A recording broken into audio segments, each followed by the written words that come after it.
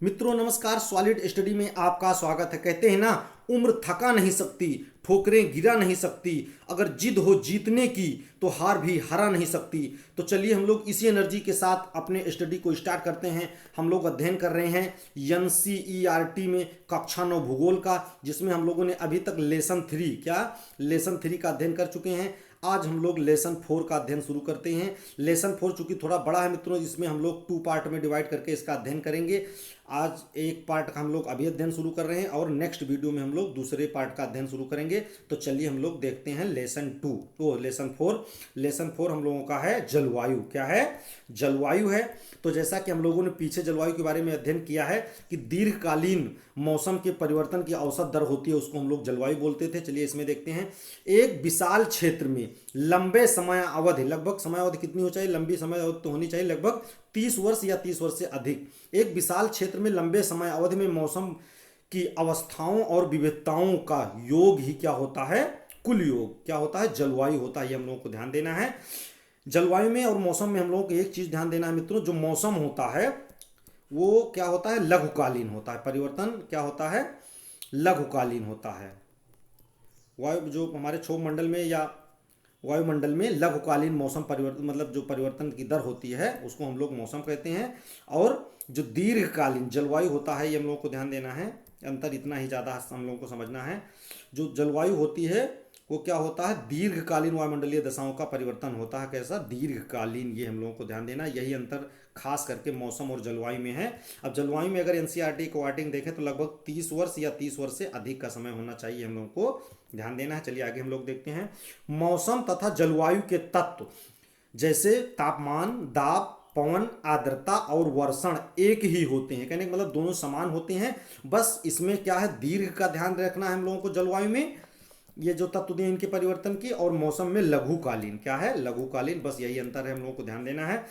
अब जो है मानसून, मानसून शब्द की उत्पत्ति अरबी भाषा के मौसम शब्द से हुई। किसके हुई? अरबी भाषा के मौसम शब्द से हुई, जिसका अर्थ क्या होता है? मौसम होता है। ये हम लोग को ध्यान देना है। कौन सा शब्द है? अरबी शब्द है मौसम। मानसून का शाब्दिक अर्थ एक वर्ष के दौरान वायु की दिशा में ऋतुओं के अनुसार परिवर्तन है। क्या है? किसके अनुसार? ऋतुओं के अनुसार परिवर्तन है। लगभग किसमें? मानसून का हम लोग बात कर रहे हैं। जैसे हम लोग देखते हैं कि हमारे हर साल हम लोग एक शब्द सुनते हैं कि मानसून आने वाला है, मानसून जाने वाला है, मानसून आ रहा है। तो मानसून का शाब्दिक अर्थ क्या है? एक वर्ष के दौरान। कितने वर्ष? एक वर्ष के दौरान वायु की दिशाओं में ऋतु के अनुसार परिवर्तन ही क्या है? मानसून है। ये हम लोगों को ध्यान देना है। भारत की जलवायु को मानसूनी जलवायु कहा जाता है। ये पूछा जाता है क्वेश्चन कि भारत की जलवायु किस प्रकार की जलवायु है, तो हम लोगों की जलवायु कैसी है? मानसूनी जलवायु है। क्योंकि भारत के बारे में हम लोग को डिटेल अध्ययन करना है, इसलिए हम लोगों को ये चीज़ें बहुत ध्यान देनी, छोटी मोटी चीज़ें। भारत की जलवायु कैसी है? मानसूनी जलवायु है। एशिया में इस प्रकार की जलवायु मुख्यतः कहाँ पाई जाती है? दक्षिण एशिया में और दक्षिण पूर्व एशिया में पाई जाती है। जैसा कि हम लोग ध्यान देना है कि दक्षिण एशिया में जैसे आपकी भारत है, श्रीलंका है, पाकिस्तान, आदि बगल जो ये भी देश हैं, ये सब हैं। और क्या है? दक्षिण पूर्व एशिया में जैसे आपका थाईलैंड है, म्यांमार है, इस सब मॉडल में जितने भी देश हैं, लाओस वगैरह, ये सब दक्षिण पूर्व में आते हैं। ये हम लोगों को ध्यान देना है। चलिए हम लोग आगे देखते हैं। आगे क्या? मौसम के तत्व। क्या है? मौसम के तत्व। चूंकि हम लोगों को जलवायु पढ़ना है तो मौसम के बारे में भी हम लोगों को ध्यान देना होगा। तो जैसे मौसम के तत्व कौन कौन? मौसम के 2 तत्व महत्वपूर्ण है। कौन है? एक वर्षण है और एक तापमान है। आगे हम लोग पढ़ेंगे जब डिटेल में 11th और 12th में, तो मतलब भूगोलवेत्ता के अनुसार ये सब है, इसके बारे में हम लोग अध्ययन करेंगे। लेकिन अभी क्या हम लोगों को क्या ध्यान देना है? मौसम के 2 प्रमुख तत्व हैं। कौन कौन है? वर्षण है और तापमान है, मतलब जिसका मौसम पर सर्वाधिक प्रभाव पड़ता है। केरल और अंडमान एवं निकोबार में एक दिन तथा रात्र का तापमान लगभग समान होता है। तो हम लोगों को पता है जैसे कि केरल, मान लीजिए ये हमारा भारत है मित्रों, तो यहाँ पर मान लीजिए क्या है? केरल है। क्या है? केरल है। और यहाँ पर आपका अंडमान निकोबार द्वीप समूह। तो लगभग एक समान अक्षांशीय स्थिति होने के कारण ये सब क्या है? यहाँ पर लगभग एक दिन और रात का तापमान लगभग एक समान होता है। ये हम लोगों को ध्यान देना है। चलिए आगे हम लोग देखते हैं। देश के अधिकतर भागों में जून से सितंबर तक, क्या है? जून से सितंबर तक, ये हम लोगों को समय याद रखना है। देश के अधिकतर भागों में जून से सितंबर तक वर्षा होती है, लेकिन कुछ भाग जैसे तमिलनाडु तमिलनाडु का तट तथा अधिकतर वर्षा हम लोग को ध्यान देना, जो तमिलनाडु का तट है आपका, क्या है, तमिलनाडु और आंध्र प्रदेश के कुछ भी भाग हम लोगों को ध्यान देना है, आंध्र प्रदेश के भी कुछ भाग आते हैं। इसका तट पर अधिकतर वर्षा कब होती है? अक्टूबर और नवंबर में, लगभग ठंडी की शुरुआत में हम लोगों को ध्यान देना है। क्यों? क्योंकि इसमें जून से सितंबर तक अधिकतर वर्षा क्यों नहीं होती है? तो हम लोगों को ध्यान देना है कि जो, मान लीजिए मैप्स के माध्यम से अध्ययन कर लेते हैं। मान लीजिए मेरे प्यारा भारत का मैप है मित्रों, ये हमारा क्या है, प्रायद्वीपीय भारत का क्षेत्र है। ये मान लीजिए जो आपके तमिलनाडु का क्षेत्र आता है, या कुछ मान लीजिए आंध्र प्रदेश के क्षेत्र आते हैं, तो इसमें क्या होता है, ये जो क्षेत्र है ये, इसको हम लोग बोलते हैं वृष्टि छाया प्रदेश। क्या बोलते हैं? वृष्टि छाया प्रदेश बोला जाता है। वृष्टि छाया प्रदेश है, वृष्टि छाया क्षेत्र या वृष्टि छाया प्रदेश है। यहाँ पर क्या होता है, मानसून की जो हवाएं होती हैं, जो मानसूनी हवाएं होती हैं वो ऐसे निकल जाती हैं और यहाँ पर छोड़ जाती हैं इसको, तो इसलिए इसको वृष्टि छाया प्रदेश बोलते हैं। और यहाँ पर लौटते हुए मानसून से वर्षा होती है। किससे? लौटते हुए मानसून से वर्षा होती है। और जब मानसून कब लौटता है? अक्टूबर और नवंबर के समय में। तो हम लोगों को ध्यान देना है, ये क्वेश्चन काफ़ी पूछा जाता है कि दो प्रदेश के क्षेत्र हैं, खास करके तमिलनाडु का तटीय क्षेत्र और आंध्र प्रदेश के कुछ भाग। ऑप्शन में दोनों दिया होगा, दोनों को हम लोगों को मारना है। अगर तमिलनाडु केवल दिया रहेगा, तमिलनाडु को पहले मारना है, हम लोगों को ध्यान देना है। आंध्र प्रदेश के कुछ क्षेत्र होते हैं और तमिलनाडु के किस में आते हैं? वृष्टि छाया प्रदेश में। यहाँ पर लौटते हुए मानसून से वर्षा होती है। वृष्टि छाया प्रदेश, लौटते हुए मानसून से यहाँ पर वर्षा होती है, हम लोगों को ध्यान देना है। तमिलनाडु और आंध्र प्रदेश के कुछ क्षेत्र हैं। तो कब वर्षा होती है लौटते हुए मानसून से? अक्टूबर और नवंबर में। चलिए हम लोग आगे देखते हैं।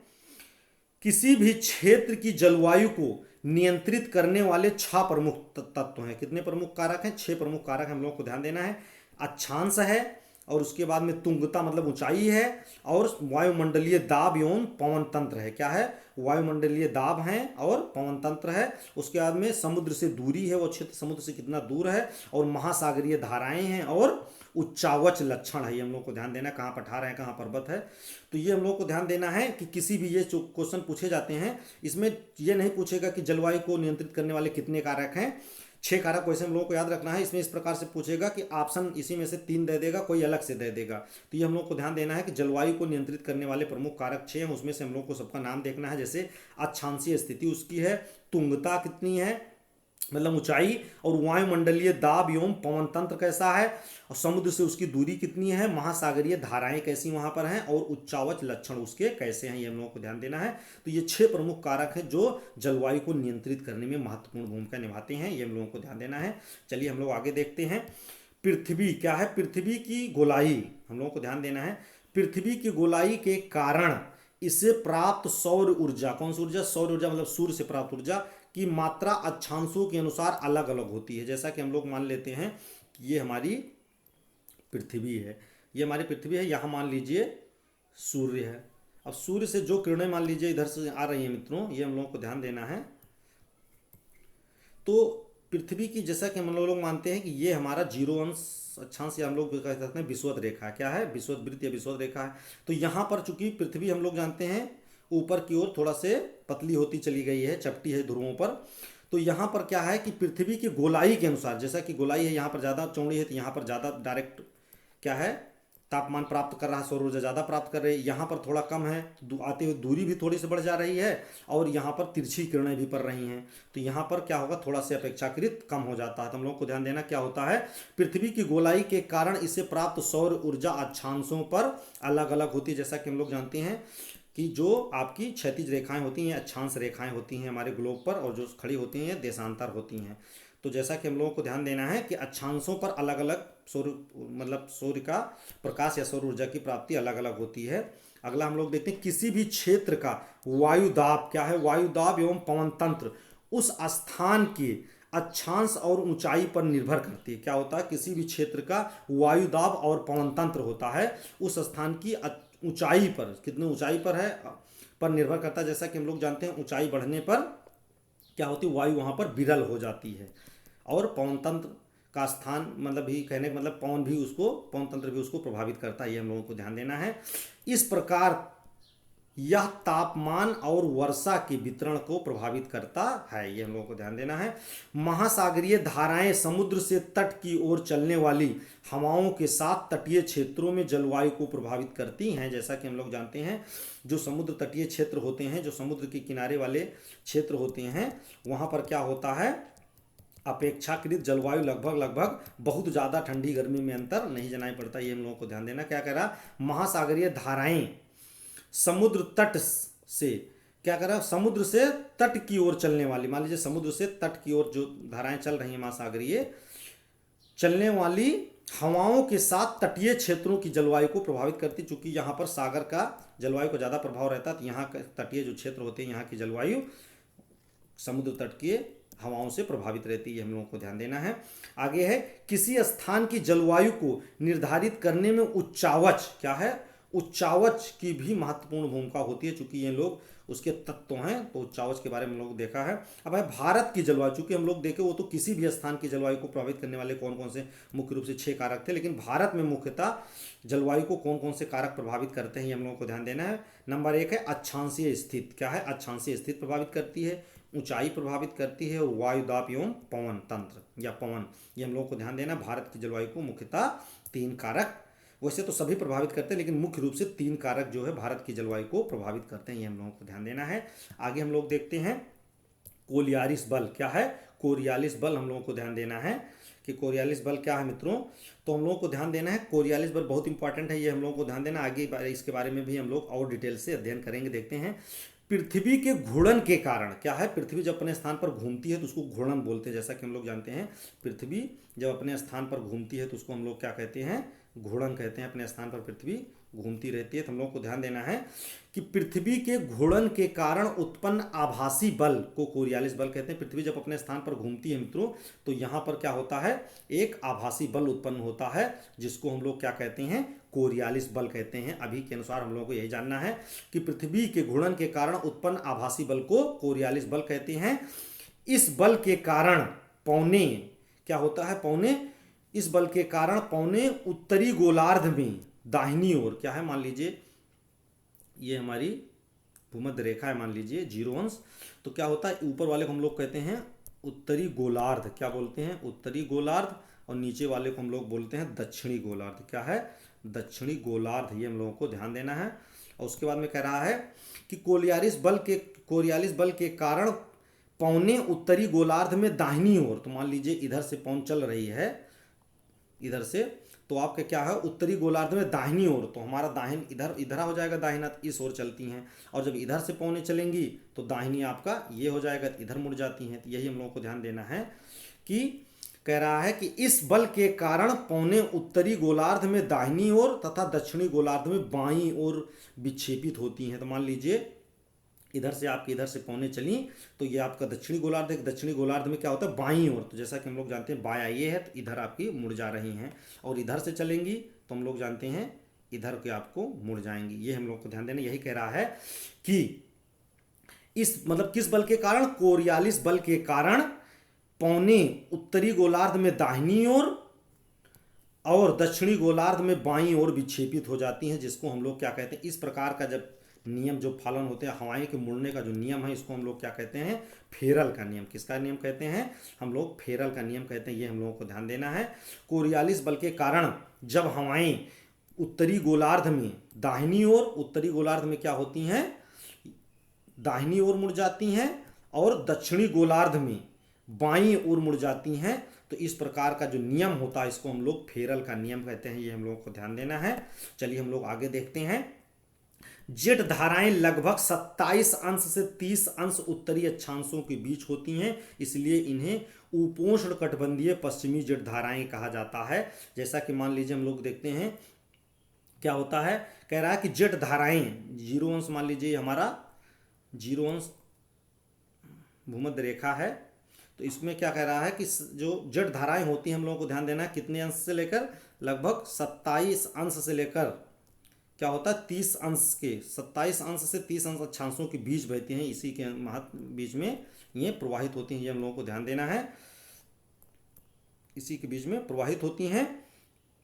इसलिए कह रहे हैं, इसलिए इन्हें उपोष्ण कटिबंधीय पश्चिमी जेठ धाराएं कहते हैं, क्योंकि ये उपोष्ण कटिबंध जैसा कि हम लोग जानते हैं 23.5 अंश तक, कितने लगभग 23.5 अंश, 0 से 23.5 अंश के बीच के क्षेत्र को हम लोग कटिबंध उष्ण कटिबंध कहते हैं, और 23.5 से ऊपर लगभग 66 अंश के बीच को हम लोग क्या कहते हैं, उपोष्ण कटिबंध कहते हैं। तो हम लोग को ध्यान देना है कि जेठ धाराएं लगभग 27 अंश से 30 अंश उत्तरी अक्षांशों के बीच स्थित होती हैं, इसलिए इन्हें उपोष्ण कटिबंधीय क्या कहते हैं, उपोष्ण कटिबंधीय पश्चिमी जेठ धाराएं कहते हैं। ये हम लोग को ध्यान देना है। कितने 27 से लेकर के दोनों उसमें लगभग 27 अंश अक्षांश से लेकर के 30 अक्षांश तक दोनों गोलार्धों में प्रवाहित होती हैं, हम लोगों को ध्यान देना है। तो इसको पश्चिमी क्या कहते हैं, पश्चिमी जेठ धाराएं कहते हैं। इसको हम लोग बार बार इसलिए दोहरा रहे हैं मित्रों, ये बहुत इंपॉर्टेंट है, आगे आपको भूगोल का कंसेप्ट समझने के लिए यही आपका बेस होगा।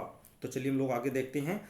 भारत में जेठ धाराएं ग्रीष्म ऋतु में क्या है, ग्रीष्म ऋतु गर्मी के मौसम को छोड़कर पूरे वर्ष हिमालय से दक्षिण की ओर प्रवाहित होती हैं। क्या होता है कि भारत में जेठ धाराएं ग्रीष्म ऋतु को छोड़कर पूरे वर्ष हिमालय से दक्षिण की ओर प्रवाहित होती हैं। जैसा कि हम लोग जानते हैं उत्तर में हमारा, मान लीजिए ये हमारा भारत है, यहाँ पर आपका हिमालय क्षेत्र है, तो यहाँ से क्या होता है, दक्षिण की ओर प्रवाहित होती हैं। हम लोगों को ध्यान देना है कब, पूरे वर्ष, केवल गर्मी में छोड़कर क्या होता है, केवल ग्रीष्म ऋतु में नहीं प्रवाहित होती हैं और पूरे साल प्रवाहित होती हैं, हम लोगों को ध्यान देना है। चलिए आगे हम लोग देखते हैं क्या है कि इसी पश्चिमी प्रवाह क्या है, जो प्रवाह हमने देखा कि हिमालय की ओर से आ रहा है, इसी पश्चिमी प्रवाह के द्वारा देश के अंदर मतलब देश के उत्तर एवं उत्तर पश्चिम भाग में पश्चिमी चक्रवात विक्षोभ आते हैं। किसके कारण, जो हवाएं कहाँ से, हिमालय से चलती हैं केवल ग्रीष्म काल को छोड़कर, उससे क्या होता है, पश्चिमी चक्रवाती विक्षोभ आता है। जैसा कि हम लोग जानते हैं ठंडियों में पश्चिमी चक्रवात के कारण हम लोग देखते हैं काफ़ी बार क्या होता है, वर्षा होती है, तो हम लोग क्या कहते हैं, पश्चिमी चक्रवात का प्रभाव है। ये हम लोग को ध्यान देना है, पश्चिमी विक्षोभ का प्रभाव है। पश्चिमी विक्षोभ को पश्चिमी चक्रवाती विक्षोभ भी कहते हैं, हम लोगों को ध्यान देना है। आगे है जेठ धाराएं। क्या है जेठ धाराएं, ये एक सक्रिय पट्टी में स्थित क्षोभ मंडल में अत्यधिक ऊंचाई लगभग 12,000 मीटर से अधिक वाली पश्चिमी हवाएं होती हैं। ये हम लोगों को ध्यान देना है, क्योंकि हम लोग मानते हैं ये हमारा क्या है, क्षोभ मंडल है। क्या है, क्षोभ मंडल है। और जैसा कि हम लोग जानते हैं कि क्षोभ मंडल हमारा लगभग मान लीजिए 18 किलोमीटर तक होता है। तो इसमें क्या कह रहा है कि 12,000 मीटर, चूंकि 18 किलोमीटर तक मान लीजिए होगा यहाँ तक, तो जो ऊपरी क्षेत्र होता है लगभग 6 किलोमीटर, इसमें क्या होती है 12,000 किलोमीटर से अधिक ऊंचाई पर ये क्या होती हैं, ये चलती हैं। ये हम लोगों को ध्यान देना, कौन चलती है, पश्चिमी क्या है, पश्चिमी हवाएं या पश्चिमी, ये हम लोग कहते हैं पश्चिमी जो हवाएं चलती हैं इसको जेट धाराएं या जेट बोलते हैं, जेट स्ट्रीम बोलते हैं। ये हम लोगों को ध्यान देना है। ये कहाँ होती हैं, ये सक्रिय पट्टी मतलब वो 6 किलोमीटर के बीच में लगभग क्षोभ मंडल में अत्यधिक ऊंचाई पर चलती हैं। ये पश्चिमी हवाएं होती हैं। इनकी गति क्या होती है, गर्मी में 110 किलोमीटर प्रति घंटा और सर्दी में 184 किलोमीटर प्रति घंटा की स्पीड से चलती है। जैसा कि हम लोग जानते हैं कि गर्मी में क्या होती है, ये कम होती हैं। तो जेट धाराओं में सबसे स्थिर मध्य क्या होता है, जेट धाराओं में सबसे स्थिर मध्य अक्षांशीय एवं उपोष्ण कटिबंध जेट धाराएं होती हैं। सबसे स्थिर कौन सी जेट धाराएं होती हैं, तो हम लोग को ध्यान देना है मध्य अक्षांशीय और उपोष्ण कटिबंधीय जो जेट धाराएं होती हैं वो सबसे स्थिर होती हैं, मतलब सबसे स्थायी में हम लोग कह सकते हैं। ये हम लोग को ध्यान देना है। चलिए आगे हम लोग देखते हैं पश्चिमी चक्रवाती विक्षोभ। क्या है, पश्चिमी चक्रवाती विक्षोभ हम लोगों को ध्यान देना है। पश्चिमी चक्रवाती विक्षोभ क्या है, सर्दी के महीनों में उत्पन्न होने वाला पश्चिमी चक्रवाती विक्षोभ भूमध्य सागरीय क्षेत्र से आने वाली पश्चिमी प्रवाह के कारण उत्पन्न होता है। ये हम लोग को ध्यान देना है। किसके कारण उत्पन्न होता है, भूमध्य सागर से आने वाली, क्या होता है, जैसा कि हम लोग देख रहे हैं मैप में, ये आपका भूमध्य सागर है। क्या है, भूमध्य सागर है। यहाँ से क्या होती हैं, सर्दी के महीनों में उत्पन्न होने वाली पश्चिमी चक्रवाती विक्षोभ भूमध्य सागर से आने वाली पश्चिमी धाराओं के कारण होती है। जैसा कि हम लोग जानते हैं ये हमारा प्यारा भारत है, तो यहाँ से जो पश्चिमी विक्षोभ की हवाएं होती हैं इधर से चलती हैं ठंडी हवाएं, और इसी के कारण क्या होता है, पश्चिमी विक्षोभ, पश्चिमी प्रवाह उत्पन्न होता है। ये हम लोगों को ध्यान देना है। ये प्रायः भारत के उत्तर और उत्तर पश्चिम क्षेत्रों को प्रभावित करती हैं। जैसा कि हम लोग देख रहे हैं कि यहाँ से भूमध्य सागर से ये सब चलती हैं, तो भारत के क्या होता है, उत्तर तथा उत्तर पश्चिमी क्षेत्रों को ये प्रभावित करती हैं, ऐसे निकल जाती हैं। हम लोगों को ध्यान देना है।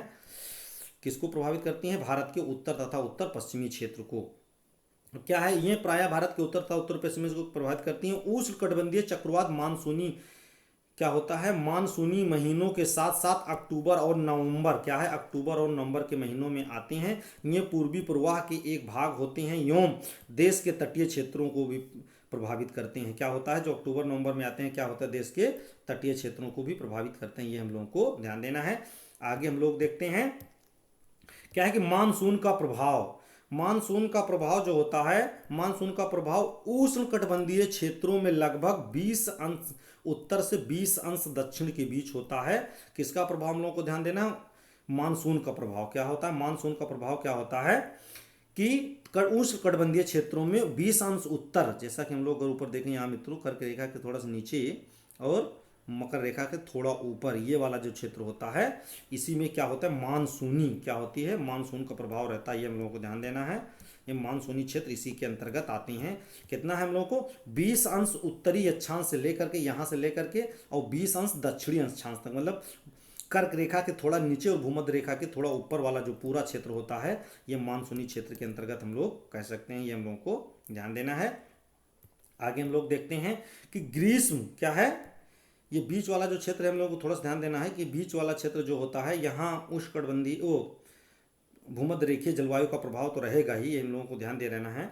आगे क्या है कि ग्रीष्म ऋतु के दिनों में अंतः उष्णकटिबंधीय अभिसरण क्षेत्र, इसके बारे में हम लोग इसी पाठ में अध्ययन करेंगे कि ग्रीष्म काल के क्षेत्र में अंतः उष्णकटिबंधीय अभिसरण क्षेत्र की स्थिति गंगा के मैदान की ओर खिसक जाती है। क्या होती है? गंगा के मैदान की ओर खिसक जाती है। जैसा कि हम लोग देख रहे हैं, ये हमारा भारत है।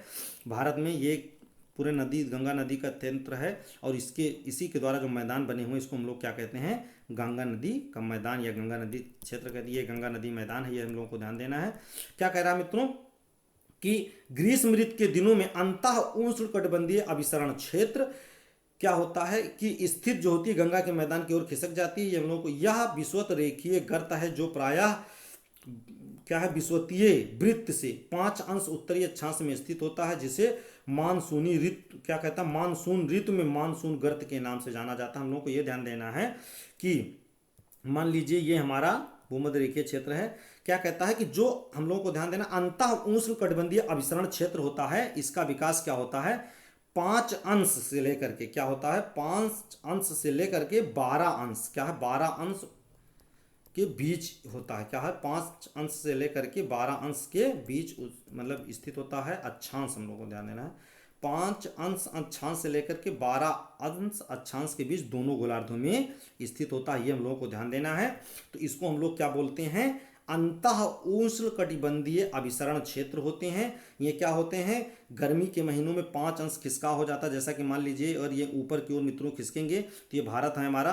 गर्मी मान लीजिए यहाँ पर नीचे वाले क्षेत्रों में ज़्यादा हो रही थी, तो ये ऊपर की तरफ बढ़ेंगे तो मान लीजिए गर्मी इसके नीचे थोड़ा पे ज़्यादा थी, जब ये और ऊपर बढ़ेगा तो गर्मी इस क्षेत्र में भी थोड़ा अधिक बढ़ जाएगी। हम लोगों को ध्यान देना है। तो गर्मी में, ये भारत में गर्मी का प्रभाव इसलिए बढ़ जाता है क्योंकि आगे हम लोग पढ़ेंगे इनका उत्तरायण और दक्षिणायण होता है 5 अंश का। किसका होता है? जब 5 अंश का उत्तरायण हो जाएगा तो ये लगभग 10 अंश के आसपास या 12 अंश, थोड़ा सा और ज़्यादा कम हो जाता है, 10 अंश से लेकर 12 अंश तक पहुंच जाते हैं। और नीचे भी होता है तो ये 5 अंश से लेकर 10 अंश से 12 अंश अक्षांश के बीच पहुंच जाते हैं। तो ये हम लोगों को ध्यान देना है कि क्या होते हैं, जो एक क्षेत्र गर्मी वाला होता है, जब ऊपर की ओर खिसक जाता है तो भारत में गर्मी थोड़ा से बढ़ जाती है। कहने का मतलब यही है, जब गर्मी वाली पट्टी ऊपर को बढ़ेगी तो हम लोगों के उत्तरी मैदान में भी थोड़ा सी गर्मी गंगा के मैदान में बढ़ जाएगी। हम लोगों को ध्यान देना है।